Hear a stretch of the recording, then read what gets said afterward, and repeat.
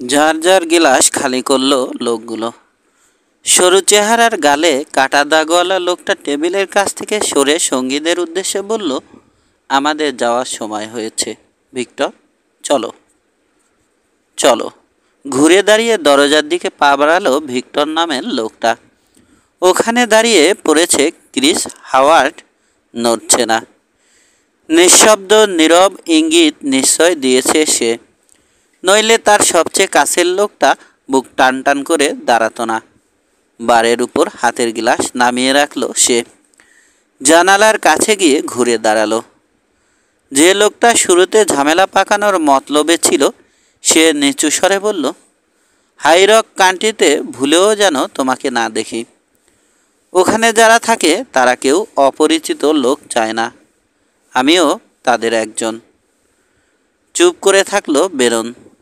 সময় পার হতে দিচ্ছে অস্বস্তিতে। অপেক্ষা করানোর মূল্য কতটা সেটা ভালো করে জানা আছে ওর। নিজে কতটা চাপ নিতে পারে সে সম্বন্ধেও কোনো ভ্রান্ত ধারণা নেই ওর। পাথরের মূর্তির মতো স্থির হয়ে দাঁড়িয়ে আছে বেরন। ওর চোখ লোকগুলোর চেহারার উপরে পালা করে ঘুরছে। সময়ের গতি যেন স্লোথ হয়ে গেছে। প্রতিটা পেরিয়ে যাওয়া মুহূর্ত উত্তেজনার পরিমাণ বাড়াচ্ছে। কে যেন ঢোক গিলল। আওয়াজটা স্পষ্ট শুনতে পেল সবাই। প্রথমে নড়ল ভিক্টর। পায়ের ভার বদল করল সে। বেননের দৃষ্টি ক্রিস হাওয়ার্ডের উপরে স্থির হলো। ক্রিস হাওয়ার্ড এদের বস। ভিক্টরের তুলনায় খুন করবার আকাঙ্ক্ষায় সে তুলনামূলকভাবে কম উত্তেজিত। এভাবে একটা লড়াইয়ের পরিস্থিতি সৃষ্টি হবে তা ভাবেনি বেনন। ও ভেবেছিল লোকগুলোকে দেখে চিনে নেবে যাতে পরবর্তীতে সুবিধা হয়। উরুর পাশে হাত ঝুলিয়ে দিল বেনন। যখন বাধ্য করা হচ্ছে তো পিছাবে না ঠিক করেছে। তবে নিজে থেকেও কিছু করবে না ও। যা করবার শুরু করতে হবে প্রতিপক্ষদেরই। খুব খারাপ হয়ে গেল, নরম গলায় বলল বেনন। হ্যাট চাপিয়ে নিল মাথায়। ভেবেছিলাম পশ্চিমে কোথাও নিজের একটা জায়গা করে থেকে যাব, কিন্তু এখন ভাবছি আসলে শান্তিপ্রিয় মানুষ আমি। ঘুরতে শুরু করেছে ও। টের পেয়ে গেল আরেকটা নির্দেশ দিয়েছে ক্রিস হাওয়ার্ড। বিনা বাধায় ওকে জীবিত বের হতে দেবে না ঠিক করেছে লোকগুলো। বিচলিত হলো না বেনন। নির্বিকার চেহারায় গায়ের জোরে বুটের গোড়ালি ঠুকে দিল শিল নোরার পায়ের পাতায়। চিৎকার করে উঠল শিলনোড়া। লাফ দিয়ে পিছিয়ে গেল। একই সঙ্গে উরুতে দুহাত সবল মারল বেননের। কাজটা ও করবে সেটা ভাবা হয়নি। এত দ্রুত বেননকে ড্র করতে দেখে মুহূর্তের জন্য নিজেদের পরিকল্পনা বাস্তবায়নের ব্যাপারে দেরি করে ফেলল বিস্মিত লোকগুলো। পরিস্থিতি সম্বন্ধে বেনের উদাসীন ভাবটা তাদের অপ্রস্তুত করে তুলেছে। তার উপর বেনন যাতে বের হতে না পারে সেজন্য দরজা আর জানালা কাভার করেছে তারা। বেননের পেছনে অবস্থান নেয়নি কেউ। জুতোর গুঁতো দেয়ায় এখন শিলনোড়া চলে এসেছে বেনন আর হবু আত্মতায়ীদের মাঝখানে। কোল্ড ৪৫ দুটো বের করে শিলনোড়ার উপরই তাক করল ও। পিছাও। চাবুকের বাতাস কাটার মতো তীক্ষ্ণ শোনালো বেননের নির্দেশ। সঙ্গীদের পাশে গিয়ে দাঁড়াও। আর তুমি ক্রিস, তোমার সাঙ্গদের বলো এমন কোনো কাজে হাত দেয়া ঠিক হবে না যে কাজ ওরা শেষ করতে পারবে না। গুলি যদি আমাকে করতে হয় তো প্রথমে তোমাকেই গুলি করব। চোখ গরম করে তাকিয়ে আছে শিলনোড়া। জিভ দিয়ে ভেজা ঠোঁট চাটল। সতর্ক হয়ে উঠল বেনন আরও। মেক্সিকান বিপজ্জনক লোক। লোকটার উপরে নজর রাখতে হবে। বহুদিনের অভিজ্ঞতা থেকেও জানে এ লোকটা সাউ এখন উত্তেজনায় টান টান হয়ে আছে। যে কোনো মুহূর্তে বিস্ফোরণ ঘটবে। তড়িৎ সিদ্ধান্ত নিয়ে বসবে অপমানিত লোকটা। চিন্তিত হয়ে পড়েছে ক্রিস হাওয়ার্ড। ভিক্টরকে সে ভালো করে চেনে, জানে যে তাকে কাভার করা হলেও সামান্যতম সুযোগ আছে টের পেলেও যে কোনো সময় ড্র করে বসবে লোকটা। এসবের কোনো দরকার ছিল না, বলল ক্রিস হাওয়ার্ড। আমরা শুধু বলতে চাইছিলাম ওদিকের অঞ্চলটা আগন্তুকদের বসবাসের জন্য ঠিক উপযুক্ত নয়। ঝামেলা চাইনি আমরা। তাহলে আর চিন্তা কি, সহজ গলায় বলল বেনন। এমনিতেই চলে যাচ্ছে আমি। ঝামেলা যদি হয় তো বলবো সেটা শুরু করেছো তোমরা। দর্শকদের উপরে ঘুরে এলো ওর দৃষ্টি। পা বাড়ালো বেনন। দীর্ঘ কয়েক কদমে চলে এলো দরজার কাছে। বার্ড উইং পার হচ্ছে যখন টের পেল ভেতরে কেউ এক চুলও নড়েনি। পেছন থেকে ক্রিস হাওয়ার্ড পরামর্শ দিল, গানম্যানদের জন্য এই এলাকাটা স্বাস্থ্যকর নয়। থমকে দাঁড়িয়ে ঘুরল বেনন। ঠোঁটে এক টুকরো তিক্ত হাসি। তাই? আচ্ছা, তাহলে উপদেশ না দিয়ে তোমরাই বরং কথাটা মেনে চলো। চলে যাও এই এলাকা ছেড়ে। আমি থাকছি। থাকবো তো বটেই। ভাবছি 4 স্কোয়ারে একটা চাকরিও নেব কি না। আড়ষ্ট হয়ে গেল ক্রিস হাওয়ার্ড। ভিক্টরের থাবার মতো হাত দুটো মুঠো হয়ে গেল। দুজনেই কড়া চোখে চেয়ে আছে বেননের দিকে। একটা অস্ত্র হোলস্টারে পুরল বেনন। অপেক্ষা করল কিছুক্ষণ। কেউ নড়ছে না দেখে নিয়ে সেলুন থেকে বেরিয়ে এলো রাতের অন্ধকারে। ডান হাতের 6 গানটা খাপে পুরে দ্রুত পায়ে আস্তবলের দিকে এগোলো। ভুরু কুচকে আছে। ওর ঘোড়াটার বিশ্রাম দরকার। স্যাডেলও খুলে ফেলা হয়েছে। আবার ওটাকে রওনা দেবার জন্য প্রস্তুত করতে অন্তত কয়েক মিনিট সময় লাগবে। ততক্ষণে লোকগুলো বেরিয়ে আসতে পারে। সেক্ষেত্রে শহর থেকে বের হওয়ার সমস্ত টেইলে চোখ রাখতে পারবে সহজেই। এ গেট থেকে বের হতে হলে হয়তো বের হতে হবে গোলাগুলি করে। তার চেয়ে আস্তবলে আপাতত আশ্রয় নেওয়াটাই অপেক্ষাকৃত নিরাপদ। অফিসের দরজায় দাঁড়িয়ে বৃদ্ধ মাইনারকে খুঁজল ওর চোখ। অন্ধকার থেকে ভেসে এলো শার্ডোর শুষ্ক গলা। অবাক হলাম। ভাবিনি জীবন নিয়ে আবার ফিরতে পারবে এখানে। মনে হচ্ছিল ডান কিটিংয়ের ঘোড়াটা বুঝি আমার কাছেই থেকে যাবে। ঘোড়াটা কেমন, ভালো? কিটিংকে চিনতাম। খুব ভালো লোক ছিল। সব সময় মনে হয় ওর খুনের দেখা পেলে রাইফেলটা ব্যবহার করতে ভালোই লাগতো আমার। আমাকে ওই খুনের জন্য দায়ী ভেবো না, চট করে বলে ফেলল বেনন। পিঠ বেয়ে সরসর করে ঘাম নামল। আমার ঘোড়াটার বদলে টাস্কোটালের স্টবল থেকে এই ঘোড়াটা ধার নিয়েছি আমি। আমিও তাই ভেবেছিলাম। তুমি লোক ভালো তা নিশ্চিত না হলে প্রেস্টন জোন্স তোমাকে ওটায় হাতও ছোঁয়াতে দিত না। অন্ধকারে থেকেই দরজা দিয়ে বাইরে তাকালো শার্ডো। সেলুনের দরজা খুলে গেছে। একে একে বেশ কয়েকজন বেরিয়ে এলো রাস্তায়। এবার কি করবে ভাবছ? তোমার খড়ের গাদায় আশ্রয় নেব, বলল বেনন। সরে পড়ার কথা এখনই ভাবছি না। কথা শেষ করে বৃদ্ধের মন্তব্যের জন্য অপেক্ষা না করেই মই বেয়ে দোতলার মাচায় উঠতে শুরু করল। মুহূর্ত খানেকের মধ্যে হারিয়ে গেল ঘন কালো অন্ধকারে। জানে জীবন থাকতে ওর ব্যাপারে আর কারো কাছে মুখ খুলবে না কট্টর বুড়ো। ম্যাচের কাঠি জেলে পাইপটা ধরালো বুড়ো শার্ডো। অফিসে ফিরে গিয়ে আরাম করে বসলো নিজের গদিমোড়া চামড়ার চেয়ারে। হঠাৎ রাতের বাতাস চিরে দিল ক্রিস হাওয়ার্ডের গলা। প্রতিটা শব্দ স্পষ্ট শুনতে পেল বেনন। শার্ডো, মিনিট খানেক আগে এক লোক সেলুন থেকে বেরিয়েছে। দেখেছো তাকে? মনে হয় বেরিয়েছে সেলুন থেকে। আস্তাবলের পেছনে গিয়েছিলাম ম্যাচের কাঠি আনতে। একজনের পায়ের পায়ের আওয়াজ পেয়েছি। রাস্তায় বা টেইলে তাকে দেখেছ? তা দেখেছি, কিন্তু আস্তাবলের ভেতরে ঢোকেনি। ঢুকলে আমাকে পার হয়ে ঘোড়াগুলোর কাছে যেতে হতো তাকে। তার ঘোড়া আমার স্টবলে রাখেনি সে। হয়তো শহরের বাইরে ঘোড়া রেখে এসেছে লোকটা, ওদিকে যাবে সেক্ষেত্রে। ঠিক দিকই দেখালো শার্ডো। বেননের ওদিকেই যাওয়ার ইচ্ছে আন্দাজ করেছে সে। মিথ্যে বলবে না শার্ডো কখনো। দ্রুত নিজের দুই রাইডারকে নির্দেশ দিতে শুরু করলো ক্রিস হাওয়ার্ড। লোক দুজন ঘোড়া নিয়ে দ্রুত বেগে টেইল ধরে ছুটল। তৃপ্ত হয়ে পাইপে টান দিল শার্ডো। মিথ্যে না বলে কৌশলে সত্যি বললেও উদ্দেশ্য পূরণ করা যায়, আপন মনে ভাবল বেনন।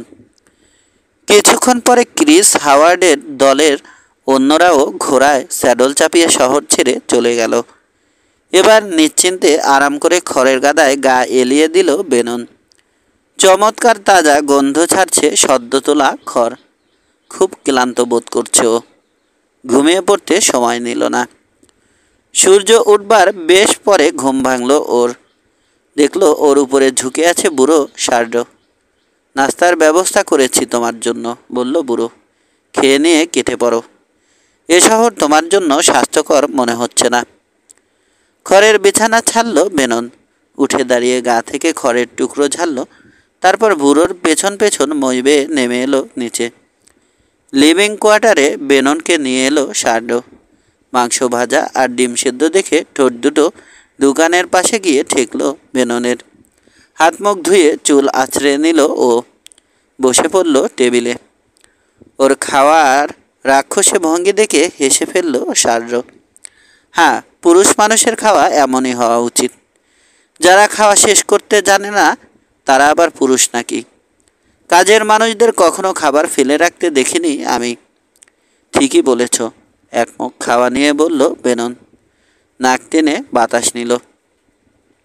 আমি কি গরমা গরম কেকের গন্ধ পাচ্ছি, নাকি নাকটা বিশ্বাসঘাতকতা করছে? অপেক্ষা করো, দেখব কত খেতে পারো। বানানো হয়ে গেছে প্রায়। জানালা দিয়ে বাইরে তাকালো বেনন। দেখলো সেলুনের সিঁড়িতে দাঁড়িয়ে রাস্তার দিকে তাকিয়ে আছে মরমন জন। আর কেউ নেই ধারে কাছে। ও যেখানে বসে আছে সেখান থেকে ঘোড়ার খুরের ছাপ স্পষ্ট দেখা যাচ্ছে। সবগুলো দাগই শহর থেকে বেরিয়ে গেছে, শহরে ঢোকেনি একটাও। শার্ডো গরম কেক দেয়ায় কামড় বসিয়ে আবার বাইরে তাকালো বেনন। রাস্তার দাগের দিকে কৌতূহলী চোখে চেয়ে আছে মরমন জন। বুড়ো কুচকে উঠল লোকটার। ঘুরে দাঁড়িয়ে সেলুনের ভেতরে চলে গেল। ওদিক থেকে চোখ ফেরালো বেনন। অলস গলায় জিজ্ঞেস করল, আস্তবল আর শহরের শেষ প্রান্তের মাঝখানে কয়েকটা বাড়ি দেখেছি, থাকে কেউ ওগুলোতে? না, শুধু খালি বাড়ি আর পুরনো গোল্ড স্ট্রাইক সেলুনটা। অনেক বছর হলো কেউ থাকে না শহরের ওই অংশে। সেলুনের দিকে তাকিয়ে আছে বেনন। মরমন জনকে আবারও বের হতে দেখল ও। সন্দেহ নেই লোকটা কৌতূহলী, যদিও কৌতূহল লুকানোর আপ্রাণ চেষ্টা করছে। বারান্দা ঝাড়ু দিতে শুরু করলো। মাঝে মাঝেই চারপাশে তাকাচ্ছে, তবে বেশিরভাগ সময়েই চোখ আটকে যাচ্ছে পশ্চিমের টেইলে। বেননের কাপে কফি ঢেলে দিল শার্ডো। ভাব দেখে মনে হলো না বেনন বাইরের কিছু একটা লক্ষ্য করেছে, সে ব্যাপারে কোনো উৎসাহ আছে তার। 2 মিনিট পরে উঠে দাঁড়ালো বেনন। হাত পায়ের আড়ষ্টটা কাটিয়ে নিয়ে চেয়ার বদলে বসল। কফিতে চুমুক দিল আয়েশ করে।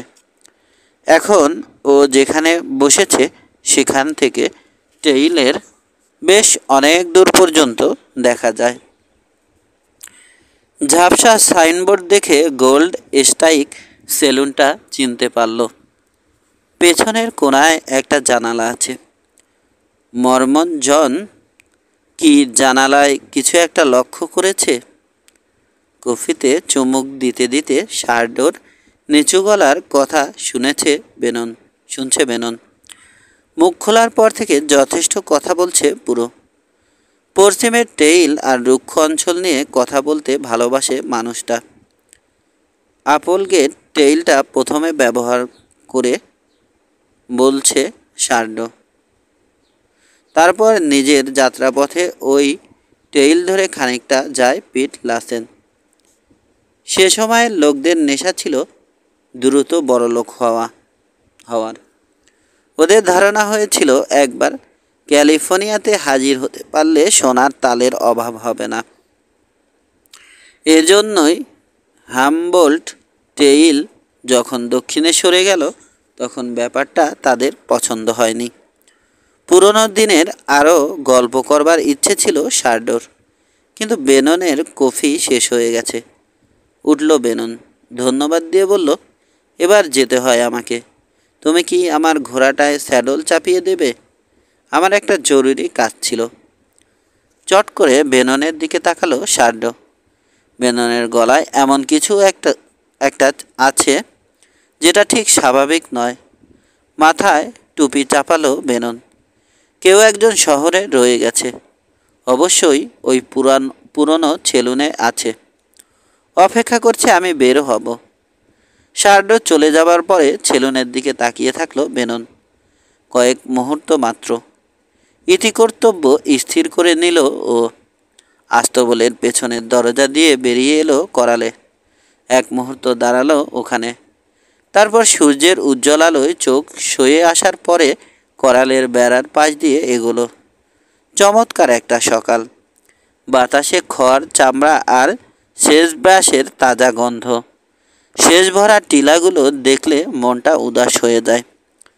বার্নের কোনায় এসে দাঁড়ালো।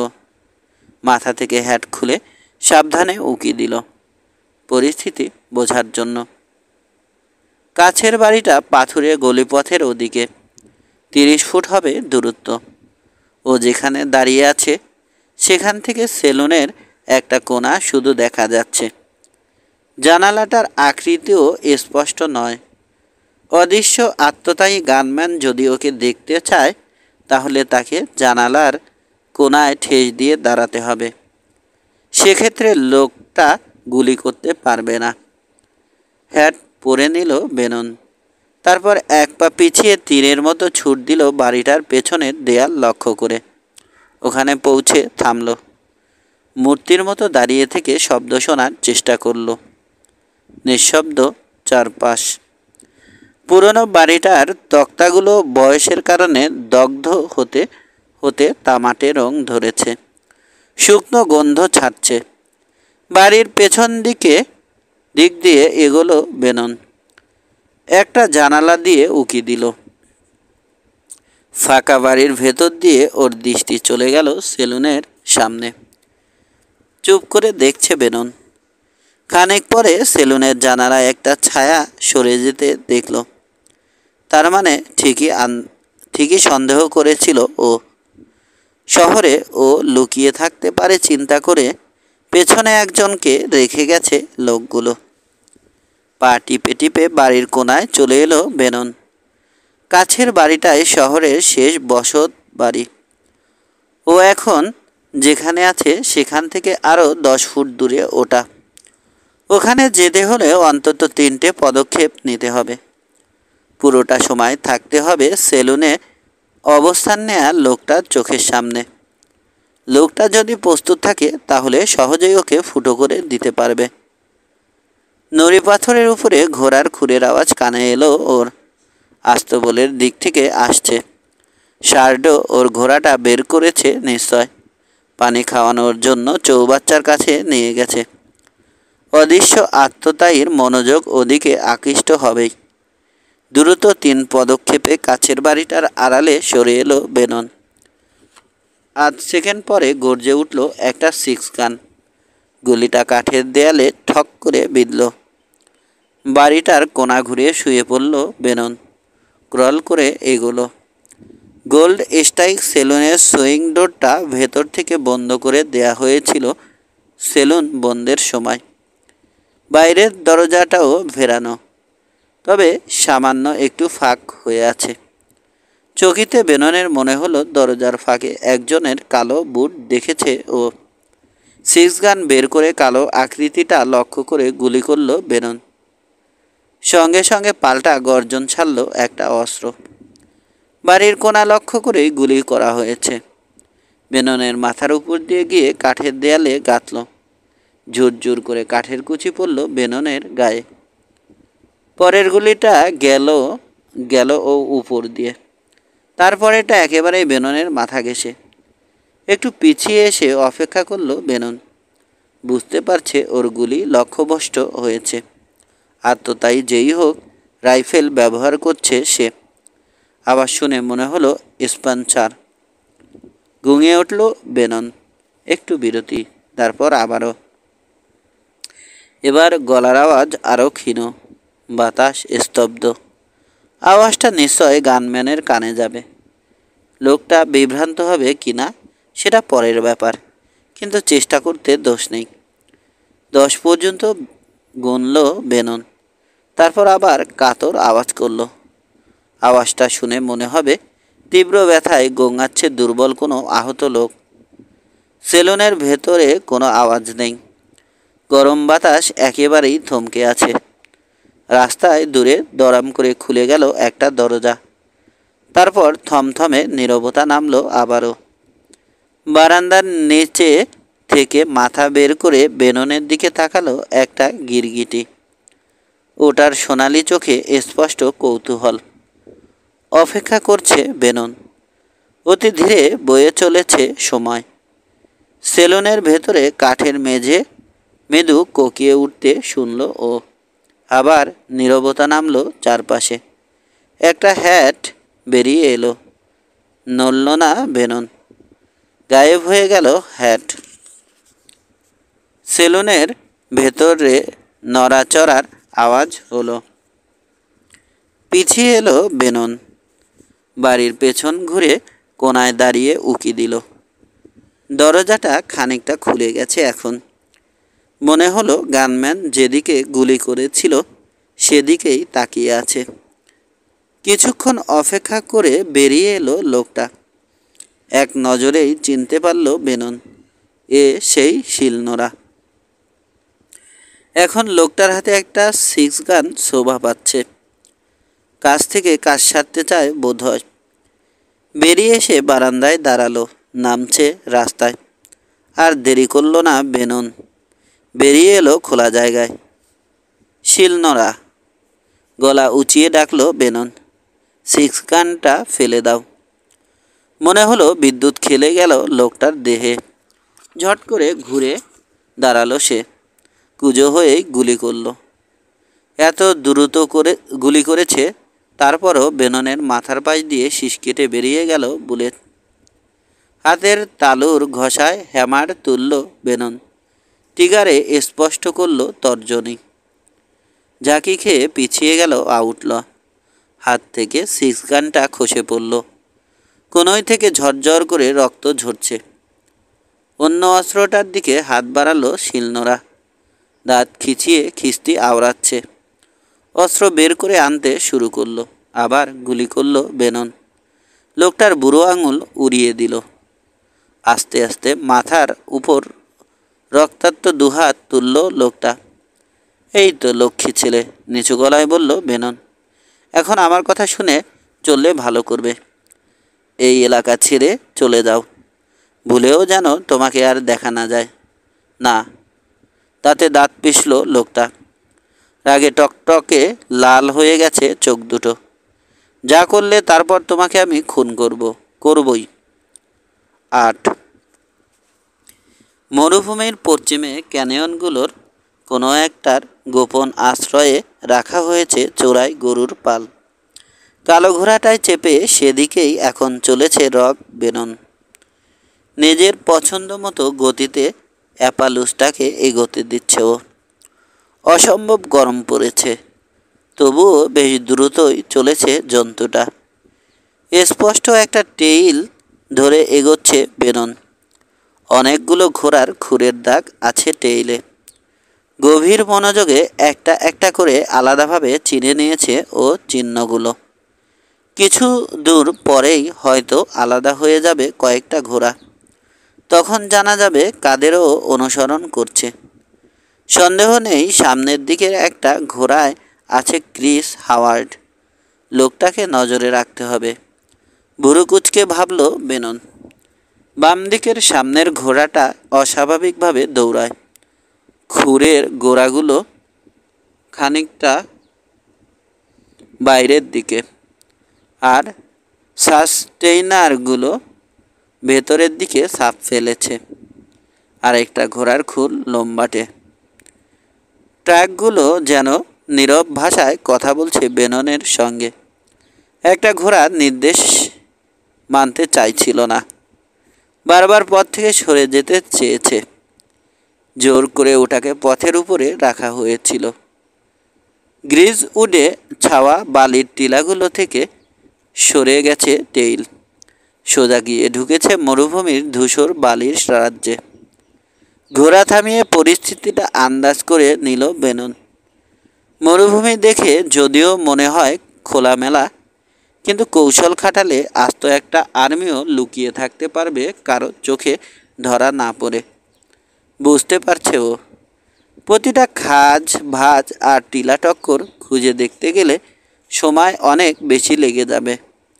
চোখ কান খোলা রাখতে হবে ওকে। ভাগ্যের সঙ্গে জুয়া খেলায় নামতে হবে। বেশ কয়েকবার সামনে ধুলো উঠতে দেখলো ও, তবে একবারও অশ্বারোহী চোখে পড়েনি। দূরের পাহাড়ের গভীরে গিয়ে ঢুকেছে তেমন একটা ক্যানিয়নের দিকে যাচ্ছে লোকগুলো। শার্ডো যা বলেছে তাতে ওদিকেই কোথাও আছে পাহুট মিডো। তাই যদি হয় তাহলে ও পথে গরু সরানো সম্ভব।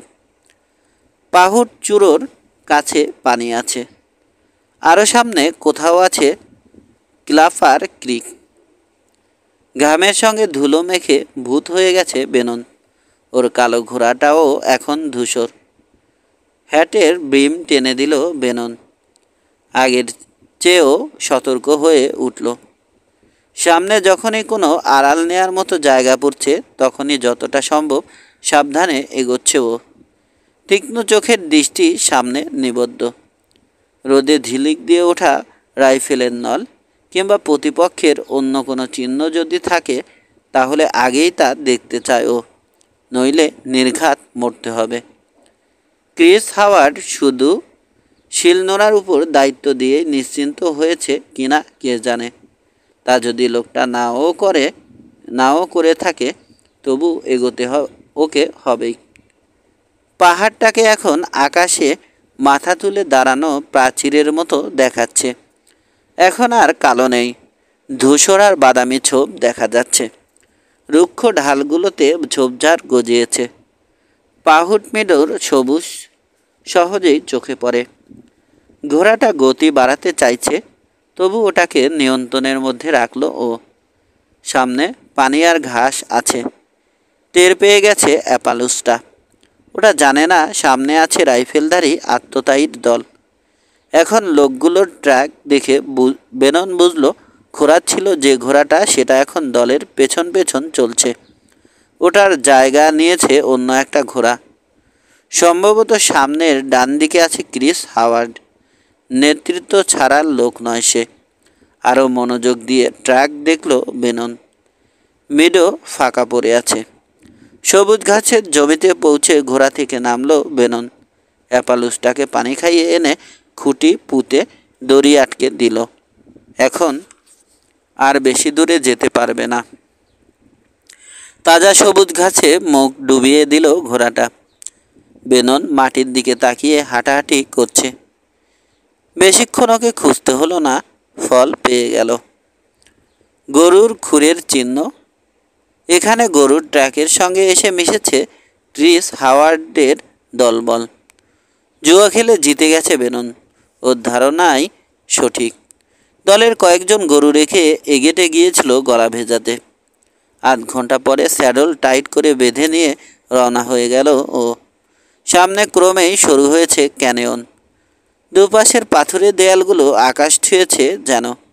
এখানে ওখানে জন্মেছে বড় বড় গাছ। ঝোপের কোনো শেষ নেই। এখানে গরুর পাল শহরে যাওয়া রাসলারদের থেকে অন্তত কয়েক ঘন্টার পথ এগিয়ে ছিল।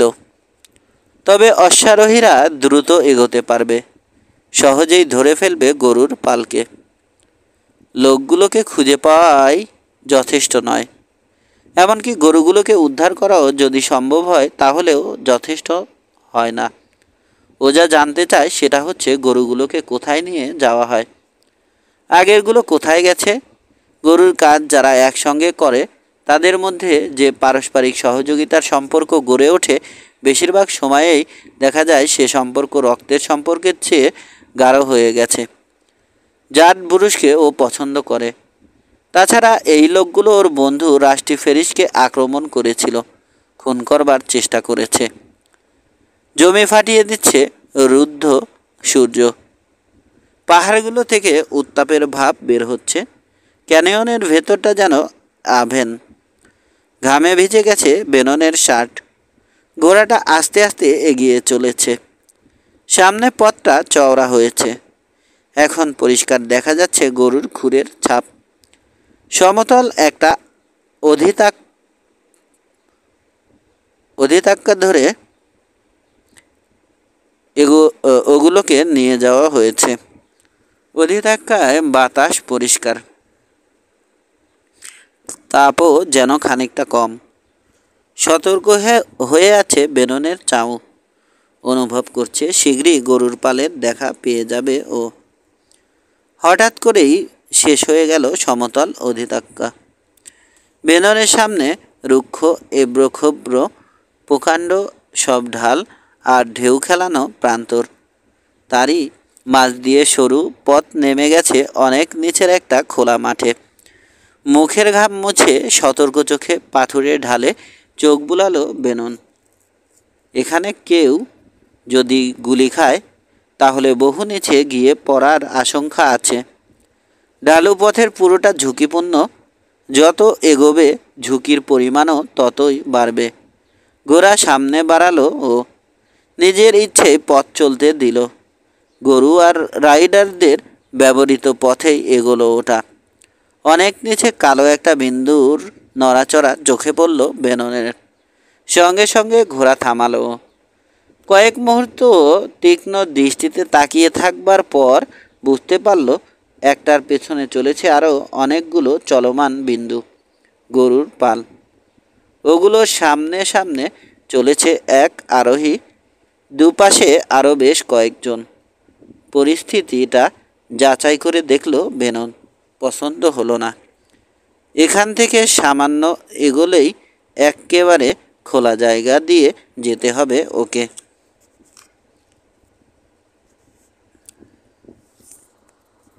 ক্রিস হাওয়ার্ডের দল টেলটা ব্যবহার করে। তার মানে পুরো এলাকা ওদের ভালো করেই চেনা থাকবে। শিলনোড়া ভিক্টর যখন ওদের সঙ্গে মিলিত হয়নি তখন ওরা হয়তো ধরেই নেবে পেছনে কোনো গণ্ডগোল হয়েছে। দলে যদি লেনি আর্থারের লোক থাকে তাহলে বেননের ব্যাপারে নিশ্চয় অন্যদের সঙ্গে আলাপ করেছে তারা। এখন ওই খারাপ পথে নামার একমাত্র অর্থ হচ্ছে সেধে নিজেকে বিপদে ফেলা। পথের বেশিরভাগটাই পাথুরে আর খোলামেলা। মাঝে মাঝে সামান্য আড়াল দেবে বোল্ডারগুলো, কিন্তু তা যথেষ্ট নয়। লোকগুলো হয়তো কোনো বোল্ডারের আড়াল থেকে ওকে অ্যাম্বুশ করতে পারে।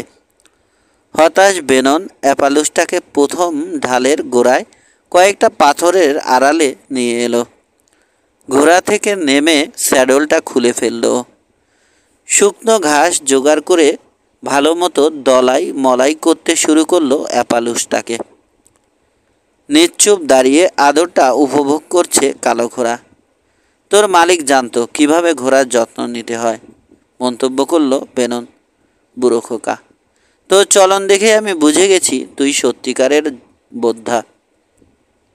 ভালো প্রশিক্ষণ না পেলে এভাবে নিশ্চুপ দাঁড়িয়ে থাকতে পারতি না। ক্যান্টিন থেকে পানি নিয়ে স্পঞ্জ করলো অ্যাপালুসার মুখ। এবার নিজেও খেলো কয়েক ঢোক পানি।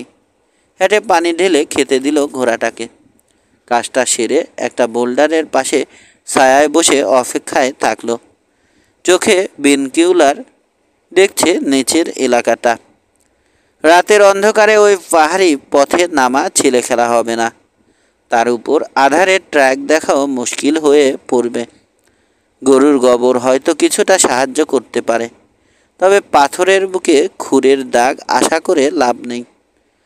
অতি ধীরে বয়ে চলেছে দুপুরটা। খড়তাপ ছড়াচ্ছে সূর্য। একসময় হেলে পড়ল। দুপুর মিশে গেল বিকেলের সঙ্গে। পূবের পাহাড়ে গাঢ় হতে শুরু করলো ছায়াগুলো। ক্যানিয়নের ভেতরে নামলো আধার। সন্ধ্যের আবছা আলোয় বড় রহস্যময় আর বিষণ্ণ দেখালো প্রকৃতি। আকাশের প্রান্তে দেখা দিল নীল আলোর শেষ রেখা। এবার স্যাডলে উঠল বেনন। ঘোড়াটাকে হাঁটিয়ে নিয়ে এগোলো। সন্ধ্যের বাতাসে ভাসছে সেচ আর গরুর প্রচ্ছন্ন গন্ধ। পথ খুঁজে নিয়ে দ্বিতীয় ঢালে নামলো ঘোড়াটা। সমতল থেকে নামার জন্য নতুন করে এখানে পথ খুঁজে নিতে হলো বেননকে। পুরোপুরি অন্ধকার নামার পর পথ খুঁজে পেল। সরু একটা আঁকাবাঁকা টেইল। বোল্ডারগুলোর মাঝ দিয়ে সাপের মতো মোচড় খেয়ে এগিয়ে চলে গেছে পাহাড়ের ন্যাড়া অংশ পার হয়ে। একটু পরে চাঁদ উঠল। নিচের দৃশ্যে অসাধারণ পরিবর্তন আনলো রূপলি আলো। ন্যাড়া চূড়োগুলোর মাথায় আর পাহাড়ের কাঁধে দেখা দিল ভুতুড়ে সবুজ আবছা আলো। মনে হচ্ছে যেন ক্রমেই ঝুঁকে আসছে ওগুলো ওর দিকে। একাকী, বড় একাকী। নেমে চলেছে বেনন। একসময় ওর নাকে ভেসে এলো তাজা ঘাসের মিষ্টি গন্ধ। মাটি থেকে সোদা গন্ধ বের হচ্ছে। আরেকটা কিসের যেন গন্ধ পেল ও। আচম্বিতে ঘোড়া থামালো।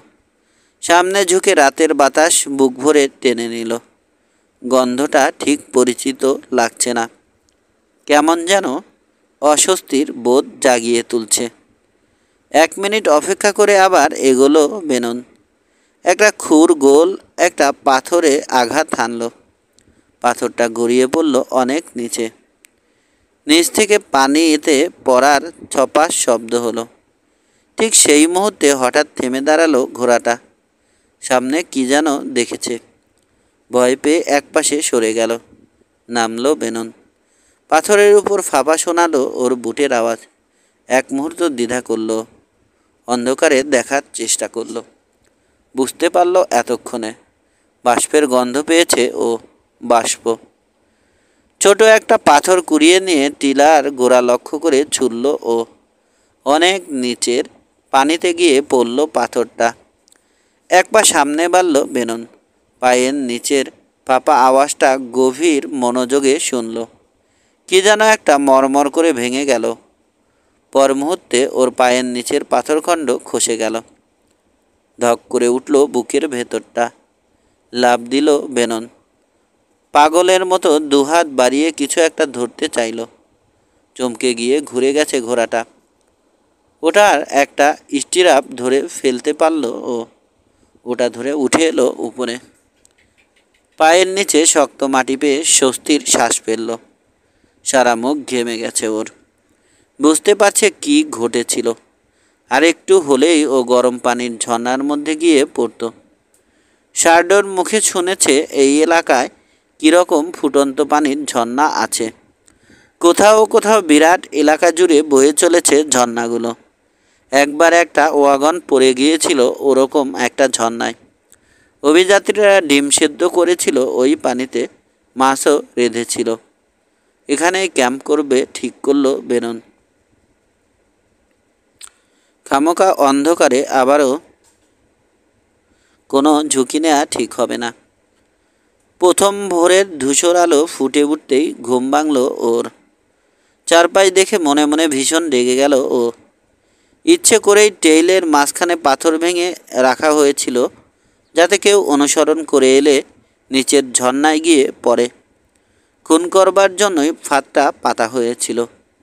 ও বেঁচে গেছে কারণ একটা পাথর আগে ঝর্ণায় গিয়ে পড়েছিল। ঘোড়াটা বিপদ বুঝে থেমে যাওয়ায় ভাগ্যকে ধন্যবাদ দিল ও মনে মনে। এটা একটা সতর্ক সংকেত। যাদের ও অনুসরণ করছে তারা কী ধরনের মানুষ, এ থেকে তার একটা আন্দাজ পাওয়া যায়। ওকে খুন করতে বিন্দুমাত্র দ্বিধা করবে না লোকগুলো। পেছন থেকে গুলি করতেও বাধবে না। কপাল ভালো না হলে মারাত্মকভাবে পুড়ে যেতে পারত ও, হয়তো মরতে হতো সেদ্ধ হয়ে। বক্স 4-এর হেডকোয়ার্টারে রান্স বিল্ডিংয়ের বারান্দায় অস্থির হয়ে পায়চারি করছে লেনি আর্থার। ভুরু কুঁচকে আছে। অত্যন্ত চিন্তিত বোধ করছে সে। রাস্টি ফেরিস আর রক বেনন এখনও ধরা পড়েনি। ওরা দুজন না মরলে সমস্ত পরিকল্পনা বানচাল হয়ে যেতে পারে। ওরকম দুজন লোক বিরুদ্ধে থাকা মানে শীঘ্রই হয়তো পাত্তারি গুটাতে হবে। এখন একটা কাজই করবার আছে। গরুর পাল সরিয়ে নিয়ে গিয়ে হাত গুটিয়ে বসে থাকতে হবে। গ্র্যাটের সঙ্গে কথা হয়েছে তার। শুনেছে সিলিম হাওয়ার্ড প্রতিজ্ঞা করেছে রক বেননকে শেষ করে দেবে। কিন্তু এক ঝুড়িতে সমস্ত ডিম রাখবার তুলনায় লেনি আর্থার অনেক বেশি চতুর। বিশেষ করে ডিম ঠিক রাখা যখন নির্ভর করছে বেননের মতো দক্ষ একজন বন্দুকবাজের খুন হওয়ার উপর। ভাবতেই ভালো লাগছে না যে রক বেনন এখনও বেঁচে বর্তে আছে। রাষ্ট্রের ব্যাপারটাও ভাবাচ্ছে। তবে এটাও ঠিক যে রাস্টি ফেরিস মরেছে সে সম্ভাবনাই বেশি। সেটা যে জীবিত রাষ্ট্রের চেয়ে কম বিপজ্জনক হবে তার কোনো নিশ্চয়তা নেই। রাষ্ট্রের যে রাঞ্চে কাজ করত সেখানে তার অনেক বন্ধু আছে। প্রত্যেকেই তারা কঠোর রুক্ষ সৎ গানম্যান। তারা যদি খবর পেয়ে এসে হাজির হয় তাহলে সেটা নিশ্চিত ঝামেলা ডেকে আনবে। কিছু একটা করতে হবে অনুভব করছে আর্থার। করতে হবে দ্রুত। রাঞ্চের উঠানে এসে ঘোড়া থেকে নামল লোবো লারসেন। ভুরু আরও কুঁচকে গেল লেনি আর্থারের। মানুষ হিসেবে লারসেনের কোনো গুরুত্ব নেই। ভবঘুরে টাইপের ফকরা একটা ফালতু লোক। এমন এক চিড়িয়া যে বিনে পয়সায় পেলে গলা পর্যন্ত মদ গিলে নেবে, কিন্তু মাতাল হবে না। খবর সংগ্রহ করে যার কাছে খবরটার গুরুত্ব আছে তার কাছে বেচে দিন চলে তার। মাঝে মাঝে সুযোগ বুঝে সামান্য কিছু গরু রাসলিংও করে। কোনো রকমে বেঁচে আছে লোকটা। নোংরা আত্মাটাকে এখনও শীর্ণ দেহ থেকে বিচ্ছিন্ন হতে দিচ্ছে না। পা টেনে টেনে আর্থারের দিকে এগিয়ে এলো কুজো লোকটা সামনে এসে কাছুমাছু ভঙ্গিতে দাঁড়ানোয় পায়চারি থামালো আর্থার। একদলা থুতু ফেললো লোকটার পায়ের কাছে। তারপর জিজ্ঞেস করলো, কি চাই? তীক্ষ্ণ দৃষ্টি দিয়ে বিদ্ধ করছে সে লোবো লারসেনকে। ঠোঁট থেকে সিগারেট নামালো লোবো। মাত্র টাসকোটাল থেকে এলাম। ওখানে লোকে নানা কথা বলছে মিস্টার আর্থার। সিলিম হাওয়ার্ডের সঙ্গে আপনার কয়েকজন লোককে দেখেছে ওরা। 3F-এর জিম হ্যানন লোকজনকে নানা প্রশ্ন করে বেড়াচ্ছে। বিড়বিড় করে গাল বকল লেনি আর্থার। ওই গাধাটাকে আমি বলেছিলাম কালেন যাতে সিলিম হাওয়ার্ডের সঙ্গে শহরে না যায়। জিম হ্যানন এখন কোথায়? সরু কাজ জোড়া আরও কুজো করল লোবো। শহর থেকে বেরিয়ে কোথায় যেন গেছে। রাস্টি ফেরিসের কথাও জিজ্ঞেস করছিল। রানচারদের কাছে জানতে চাইছিল তারা গরু হারাচ্ছে কিনা। আমিও ভেবেছিলাম এমন হতে পারে। পকেট থেকে $10 একটা নোট বের করে লোবো লারসেনের হাতে গছিয়ে দিল আর্থার। লেগে থাকো লারসেন, যা কিছু শুনবে আমাকে এসে জানাবে। প্রায় কুন্নিশ করে বসল লোবো। এগেটে কাল রাতে ঝামেলা হয়েছে। ক্রিস হাওয়ার্ড আর ওর কয়েকজন গানম্যান এক লোকের সঙ্গে ঝগড়ায় জড়িয়ে পড়ে। লোকটার উরুতে 2টো 6 গান ছিল। তার চেয়েও বড় কথা ওগুলোর ব্যবহার জানে সে। হাওয়ার্ডদের পিছিয়ে যেতে বাধ্য করে সে অস্ত্রের মুখে। ভিক্টর সকালে ডাক্তার দেখাতে এসেছিল। হাত দুটো জখম হয়েছে তার। শুনলাম ওই 2 অস্ত্রওয়ালা লম্বা লোকটা তাকে জানে না মেরে আহত করেছে জানে না মেরে আহত করেছে। আর এদিকের খবর হচ্ছে 4 স্কোয়ার থেকে জনি কারভেলকে ঘাড় ধাক্কা দিয়ে বের করে দিয়েছে ওই নতুন লোকটা। কারভেল বলে বেড়াচ্ছে লোকটাকে সে খুন করবে। বলছে ওই লোকই রক বেনন, এক সময়ের আউটল, পরে অস্থায়ী রেঞ্জার হয়েছে। হ্যাঁ, ওই রক বেনন। জনি কারভেল লেনি আর্থারকেই আগে জানিয়েছে খবরটা। বুকের ভেতর অদম্য রাগ অনুভব করল আর্থার। হাওয়ার্ড সদল বলে গেছে এগেটে। কবে ওরা শিখবে সুষ্ঠুভাবে ঝুঁকি না নিয়ে কাজ করতে? গরু ছেড়ে এগেটে যাওয়া ওদের মোটেও উচিত হয়নি। ভিক্টর এখন আহত। জনি কারভেল প্রতিশোধের নেশায় আধা উন্মত্ত। এটা অবশ্য ভালো কথা। এখন যদি রক বেনন খুন হয় তাহলে দোষটা চাকরি থেকে বিতাড়িত জনি কারভেলের ঘাড়ে সহজেই চাপিয়ে দেওয়া যাবে। কিন্তু রক বেনন যদি খুনও হয় তবু পরিস্থিতি স্বাভাবিক বলা যাবে না। অনেক কিছু বেঠিকভাবে চলছে। ঝুঁকিপূর্ণ অবস্থায় চলে গেছে রাসলিংয়ের গোটা কার্যক্রম। সব কিছু শুরু হয়েছে রাস্টি ফেরিস লোকটা এই এলাকায় হাজির হওয়ার পর থেকে। শহরে ফিরে যাও লোবো, বলল আর্থার। গুজব ছড়াতে থাকো যে জনি কারভেলের সঙ্গে বিরোধ বেঁধে গেছে রক বেননের। কান খোলা রাখবে। 4 স্কোয়ার যাই করুক না কেন আমি তা জানতে চাই। হয়তো সমস্ত কিছু গুটিয়ে ফেলার সময় হয়ে গিয়েছে। রক বেনন, রাস্টি ফেরিস আর জিম হ্যাননকে মেরে ফেলতে হবে। সম্ভব হলে শহরের বাইরে সারতে হবে কাজটা। তারপর বড় হারে গরু সরিয়ে ফেলতে হবে। একবার কাজটা সারা হয়ে গেলে শুধু অপেক্ষা আর দেখা যে কি ঘটে পরবর্তীতে। কপার মাউন্টেনের উপরের ঢালে শুয়ে বসে থেকে বেশ সুস্থ বোধ করতে শুরু করেছে রাস্টি। খাবার বা পানির কোনো অভাব নেই। পাহাড়ি তাজা বাতাসও সুস্বাস্থ্য অর্জনে খুব কাজে দিয়েছে। দ্রুত সেরে উঠছে ও, ফলে কিছু না করে নিষ্ক্রিয় থাকতে থাকতে ক্রমেই অস্থির হয়ে উঠছে। নিচের কোথাও আছে বেনন, ওকে হয়তো দরকার বেননের। রাষ্ট্রীয় ঘোড়াটাও বিশ্রাম পেয়ে দীর্ঘ যাত্রার জন্য প্রস্তুত। তাছাড়া বারবার রাষ্ট্রীকে গুলি করা হয়েছে গত কিছুদিন, অথচ ভদ্রতাটুকু ফেরত দেওয়ার তেমন একটা সুযোগ পায়নিও। এটাও অস্থির বোধ করবার একটা কারণ।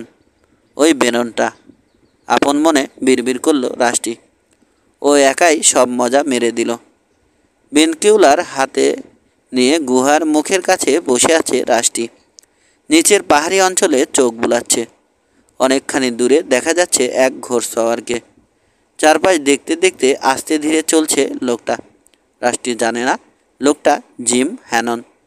নিজের এলাকা থেকে অনেক দূরে চলে এসেছে কাউবয়। খুঁজছে রাষ্ট্রীর চিহ্ন। গরুর ট্র্যাক খুঁজে বের করাও তার অন্যতম উদ্দেশ্য। তবে সে এত দূরে আছে যে বেনকিউলার দিয়েও ঘোড়ার ব্র্যান্ড রাষ্ট্রীর পক্ষে দেখা সম্ভব নয়। আরোহীকে দেখতে দেখতে রাষ্ট্রীর সিদ্ধান্তে পৌঁছলো লোকটা বোধহয় টেইল হারিয়েছে। খুবই লজ্জাজনক ব্যাপার। বিড়বিড় করে ঘোড়াটাকে বলল রাষ্ট্রী, লোকটা আমাকে খুঁজে পাবে না। আর খুঁজে যদি না পায় তাহলে সামান্য খবরটুকু থেকেও আমি বঞ্চিত হব। মনে হচ্ছে ওকে আমার সাহায্য করা দরকার। স্যাডল চাপিয়ে হাতে রাইফেল বাগিয়ে ঘোড়ায় উঠল রাষ্ট্রী। সাবধানে চলে এলো জঙ্গলের ভেতরে। জঙ্গল থেকে বের হলো না।